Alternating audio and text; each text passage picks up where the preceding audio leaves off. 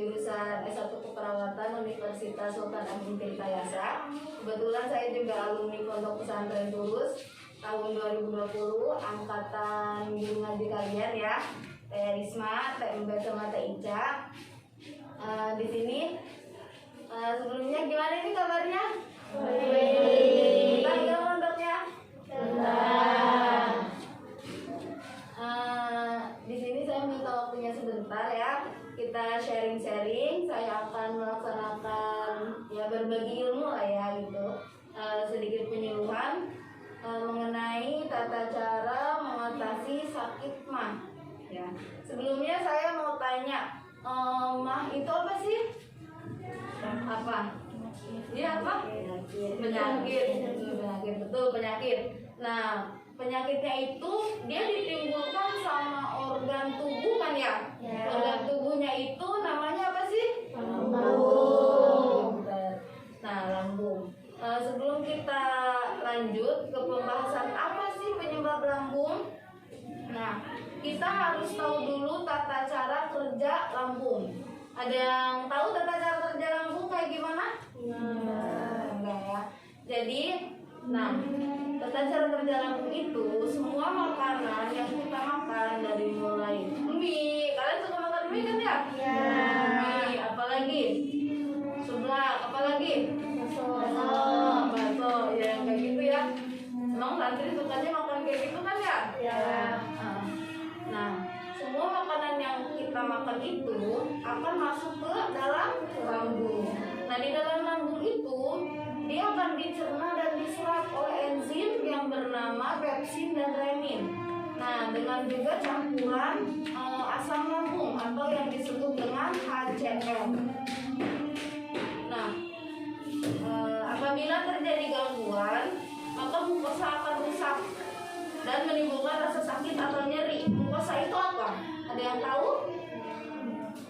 Jadi mukosa itu adalah enzim yang berada di dalam lambung. Sama kayak tadi enzim pepsin, enzim renin, sama enzim mukosa. Tapi mereka itu perannya beda-beda. Tadi kalau pepsin sama renin, dia itu berperannya itu kayak mencerna ya, mencerna dan menyerap makanan yang kalian makan dan masuk ke lambung. Kalau mukosa ini sendiri, nah dia akan rusak apabila adanya gangguan di lambung tersebut dan menimbulkan rasa sakit atau nyeri. Nah, makanya jika kalian mengonsumsi makanan yang kayak pedas, terus kalau kalian itu bakal mukosa itu bakal menimbulkan rasa nyeri. Nah, sehingga kalian menderita penyakit lambung. Dimohon untuk seluruh santri dapat melihat pengumuman. Oh iya, tadi kalian belum makan ya? Nanti setelah ini makan ya? Saya mau tanya dari pembahasan tadi, ada yang kurang dimengerti? Ada nggak? Apa atau ada yang mau bertanya atau ada yang mau apa gitu? Ada? Enggak ya? Berarti saya rasa sudah mengerti ya? Selanjutnya kita ke bagian gejala apa sih yang diderita sama orang yang menderita penyakit mah? Nah, gejala sakit yang biasanya dialami oleh pengidap sakit mah itu antara lain dia cepat merasa kenyang kalau makan, dan si kenyangnya itu berkelanjutan. Artinya apa? Si kenyangnya berkelanjutan itu jadi dia itu kenyangnya lama, sehingga nah otomatis kan kalian misalkan nih kenyangnya lama ya, otomatis kan kayak misalkan kalian makan pagi nih, kalian makan pagi kenyangnya tuh kayak sampai nanti jam 3 kayak mau sore, otomatis kan kalian nggak mau makan siang ya. Nah itu bakal menimbulkan penyakit mah, jadi lambung kalian sakit. Nah di sini ada yang suka cepet kenyang nggak kalau makan? Oh iya, saya belum nanya ya. Di sini ada yang punya penyakit mah? Coba tunjukin tangan. 1, 2, 3, 4, 5, banyak ya. Nah ini yang punya penyakit mah biasanya cepet kenyang nggak kalau makan? Enggak ya, biasa aja. Oh berarti itu masih gejala yang ringan ya. Nah dia sering mual kalau makan. Suka mual nggak? pasti ya kalau lagi kamu itu pasti mual. Misalkan kalian lagi sakit, demam atau apa, pasti si makanan itu nggak akan masuk ke lambung, dia nggak akan diterima. Nah, dengan apa? Dia pasti dimuntahin. Selanjutnya sering bersendawa. Apa bersendawa? Apa? Ada yang orang Sunda nggak? Terap ya, bahasa Sunda ya mah. Ada yang tahu? Tahu. Ya, selanjutnya rasa panas pada perut bagian atas. Sering gitu nggak? Biasanya dinamainnya itu namanya ulu hati. Ya, sering dengar nggak? Sering ya. Ya, deh gitu.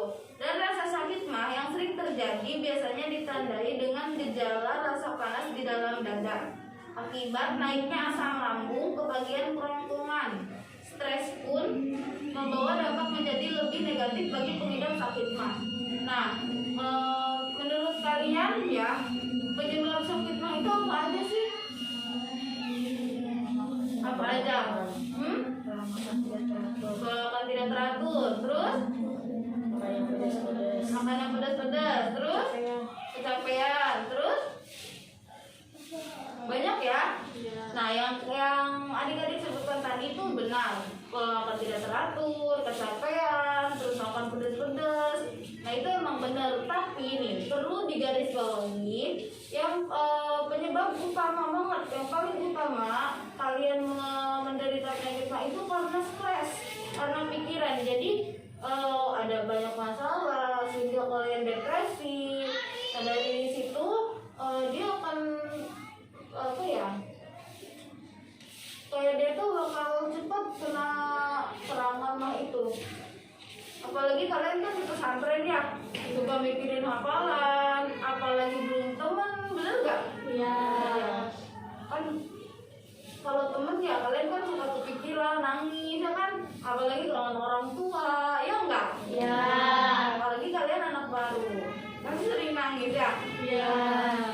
Jangan dipikirin ya, nanti kan kalau misalkan kalian udah punya penyakit mah gimana? Makan nggak enak, terus ya pola hidup kalian harus lebih teratur dari orang-orang ya biasa yang nggak menderita penyakit mah. Gejala penyakit mah ada yang mau ditanyain? Ada nggak? Ada yang suka makan yang nggak teratur nggak? Ada banyak ya? Ya. Kalian kalau siang suka makan nggak kalau capek? Ya. Kenapa? Males. Padahal nasi ada di kantin ya? Ya. Ada. Ya walaupun nggak enak, enak aja ya santri mah ya? Ya. Tetap ya kalian harus makan ya. Kalian kan sekarang udah tahu nih penyakit apa sih, gejala apa aja kayak gitu. Jadi pola makan harus diatur. Kita lanjut ke pencegahannya. Nah, tadi kan ada gejala-gejalanya. Nah, biasanya kan kalau santri mah gara-gara pengen pulang ya, gara-gara pengen pulang jadi pura-pura sakit. Sebenarnya nggak harus langsung berobat ya. Kalau masih ringan gejalanya. Di sini kita bakal membahas pencegahan sakit mah. Cara terbaik mencegah sakit mah adalah dengan menghindari faktor-faktor pemicunya tadi ya, yang udah disebutin tadi. Nah, di sini ada beberapa cara mencegah sakit mah. Lagi sakit ya? Di sini yang pertama, makanlah dalam porsi kecil dan secara perlahan. Kalian ngaji ini enggak? Kitab apa tuh? Ada betulan. Oh, ya. Nah, di situ juga dijelasin kalau kita makan itu suapannya jangan besar-besar ya. Diadap-adap makan itu dan harus secara perlahan. Ada yang suka cepet, gue makan cepet gitu. Ada aja ya siapa? Ada yang lambat banget gitu. Banyak. Iya kan? Gak apa-apa ya perlahan, tapi jangan terlalu lambat juga ya. Nanti ketinggalan lagi. Terus hindari makanan yang mengandung banyak asam ya karena itu bisa menyebabkan penyakit mah. Nah, bila sakit sakit mah dipicu oleh stres, carilah metode baru untuk mengelola stres seperti bermeditasi. Nah, kalian kan suka stres karena hafalan ya? Kalian suka stres karena mikirin teman gitu. Tante kan juga adanya teman ya? Nggak ada orang tua. Nah, yang kayak gitu itu jangan terlalu dipikirin ya. Jadi dijalanin aja. Kalian gak usah terlalu mikirin sampai stres, sampai depresi gitu ya. Jadi semampunya aja ya. Terus jangan berolahraga dengan perut penuh. Ya, kalian suka ini nggak mau senam? Kan biasanya senam tuh pagi-pagi ya. Nah, kalian suka habis makan langsung senam, ada yang gitu nggak? Enggak ya? Iya. Jadi nanti kalau misalkan lagi kenyang, perutnya lagi penuh, nanti diusahakan tunggu dulu ya, biar makanannya turun dulu, biar tenang dulu, baru berolahraga. Kurangi mengkonsumsi alkohol. Alhamdulillah ya, insya Allah kali ya di sini mah nggak ada yang mengkonsumsi alkohol ya. Apa dulunya ada? Yang mengkonsumsi alkohol, yang sering ke clubbing atau apa gitu. Enggak ya, bercanda. Apa beneran Neng? Laila di rumah. Teman rumah. Iya. Nah, jangan berbaring tepat setelah makan. Siapa yang habis makan di sini sering langsung tidur? Siapa? Biasanya santri gitu, soalnya kan ngejar waktu tidur ya. Bukan ngejar waktu ngaji, ngejar waktu tidur. Siapa yang suka gitu? Siapa? Yang mana Laila? Yang mana? Enggak ya Teh, jangan ya Teh ya. Jangan.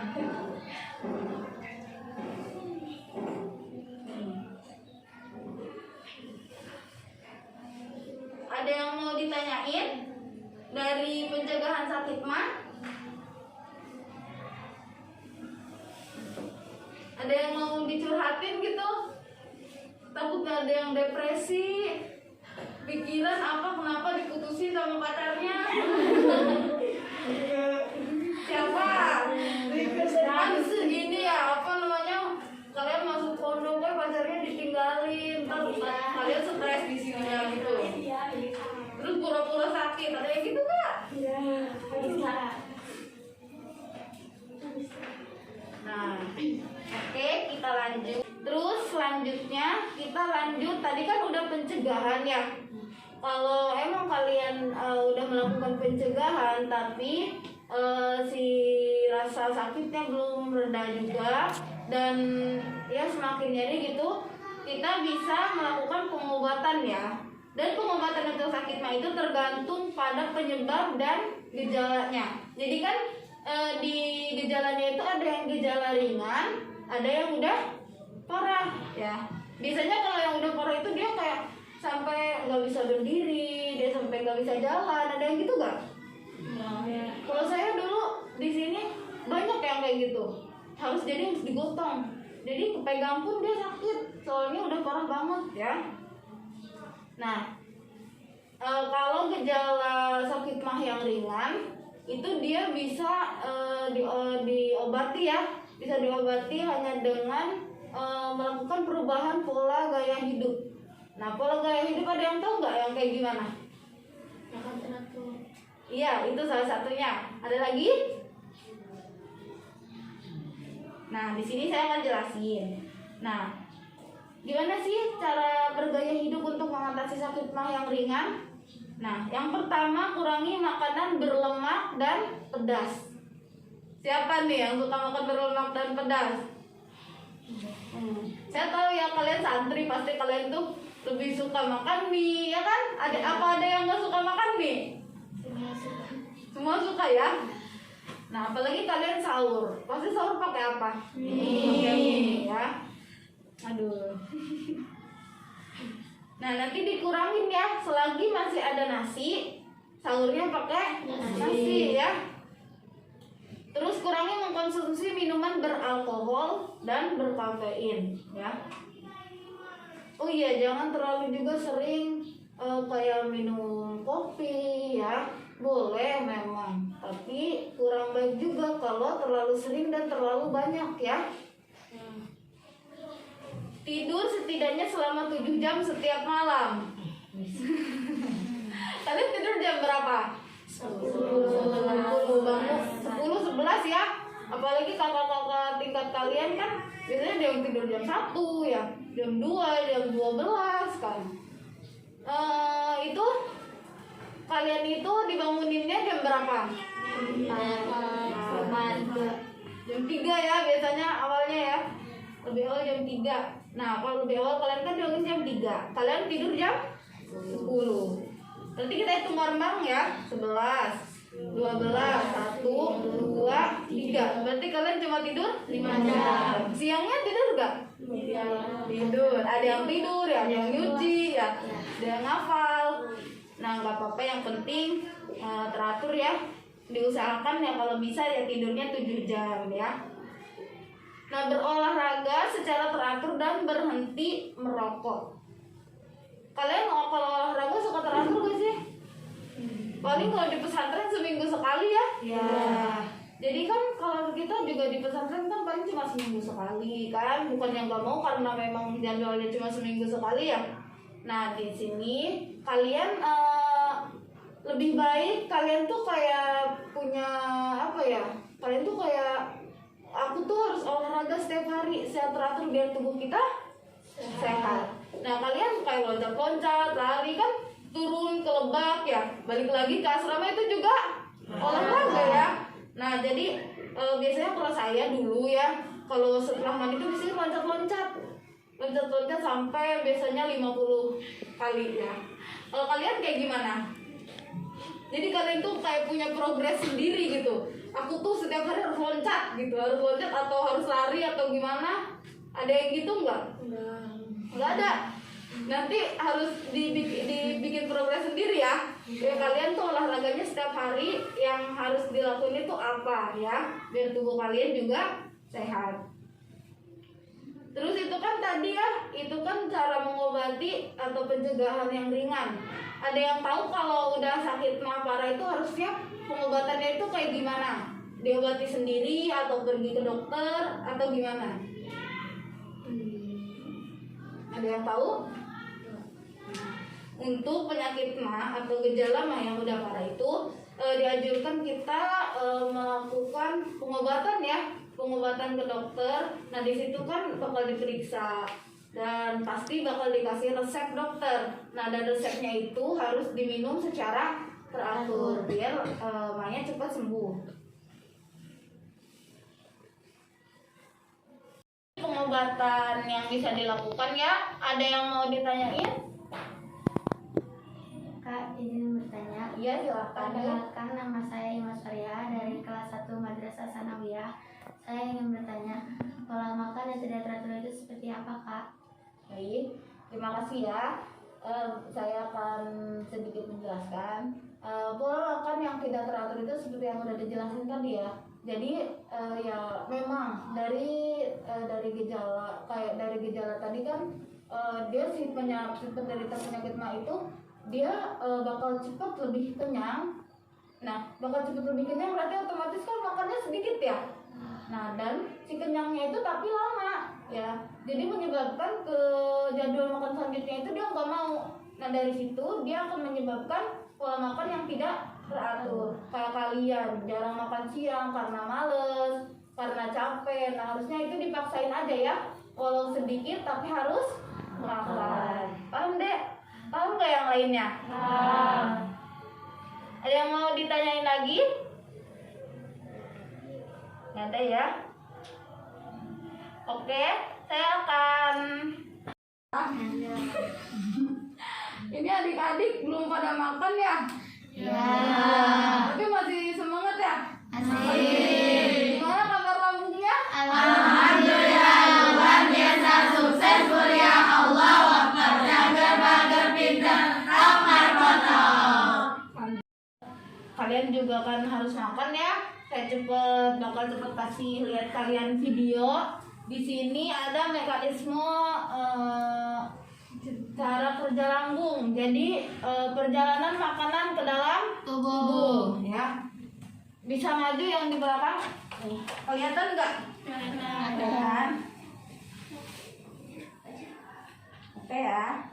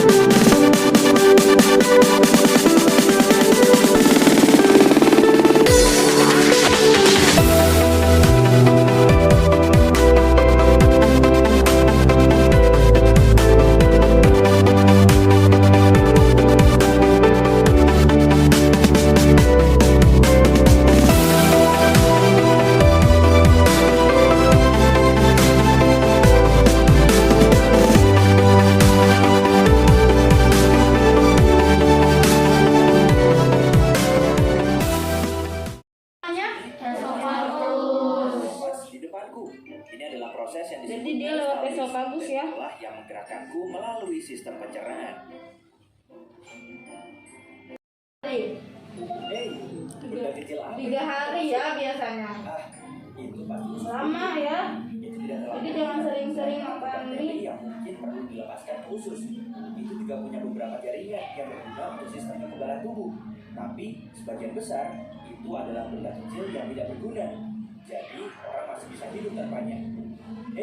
Jika usus buntu meradang, dokter akan memotongnya. Serius, sepertinya orang ini masih memilikinya.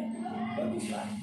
Ngomong-ngomong, kita sekarang ada di usus besar. Kalau kalian udah sampai menderita usus buntu, itu dia bakal dipotong ya. Hati-hati. Sebagai beberapa lain kemudian. Saat kontraksi otot ini mendorongku melalui usus besar, semua air dihisap jariku. Bentuk terakhirku, feses. Di mana-mana. Mereka benar-benar bekerja keras ya. Tak boleh terlalu sedikit atau terlalu banyak. Jika tidak, kamu akan mengalami masalah pencernaan seperti intoleransi makanan. Mereka juga memainkan peran besar dalam kekebalan tubuh, dan itu sebabnya kamu punya triliunan bakteri di tubuhmu. Terus bekerja dengan baik, teman-teman. Aku dalam perjalanan melalui kolon kiri. Ketika terlalu penuh dengan feses, kolon memutuskan untuk membuang semuanya ke rektum karena tidak dapat menahannya sendiri. Biasanya memakan waktu sekitar 36 jam bagi apa yang tersisa dari makananmu. Tidak banyak sekarang, hanya ampas untuk mencapai titik ini. Tapi aku sudah mempercepat perjalanan ini karena ada hal lain yang harus dilakukan. Jadi, mari kita menuju rektum. Meluncur! Rektum adalah ruang lurus yang panjangnya sekitar 20 cm. Ini memiliki sensor khusus, seperti ini. Baik, mungkin videonya cukup sampai di sini ya.